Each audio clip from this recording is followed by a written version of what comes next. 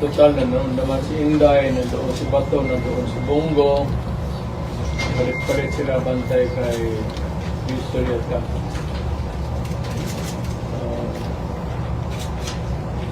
Yun lang ang ano pa ko na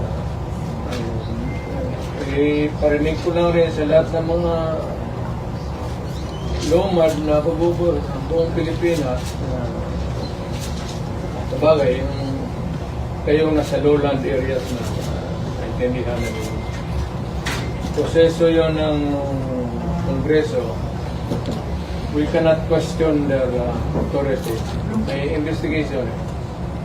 It's just too bad na gano'n na nangyari.